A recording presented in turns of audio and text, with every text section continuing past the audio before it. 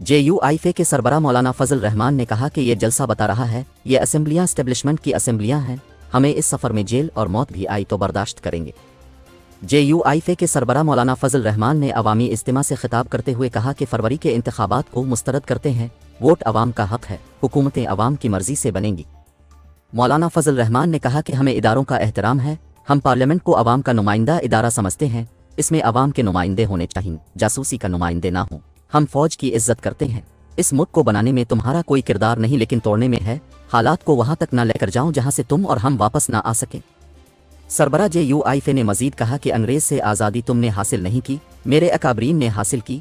अगर हम 100 साल से अंग्रेज़ों से लड़ सकते हैं तो उनके चूहों से भी लड़ सकते हैं। उन्होंने कहा कि कायदे आज़म ने कहा था इस मुल्क में जमहूरियत होगी, लेकिन जमहूरियत का जनाजा निकाल दिया है। 25 साल से हमारी मईशत गिरती जा रही है, दूसरी कौमें तरक्की कर रही हैं और हम गिरते जा रहे हैं। मईशत गिरने की वजह मखसूस घराने और इदारे हैं। मौलाना फजल रहमान ने कहा कि आज किसानों का बुरा हाल है, उनसे गंदुम खरीदी नहीं जा रही। आज ये जलसा आपको बता रहा है कि उनके वोट की हैसियत क्या है। इन असेंबलियों को हम एस्टेब्लिशमेंट की असेंबलियां कहते हैं। ये अवाम की नुमाइंदा नहीं और न ही इनको अवाम को नुमाइंदा इदारा तस्लीम करने को तैयार है। लिहाजा अब हमने चलना है, हमने आगे सफर करना है।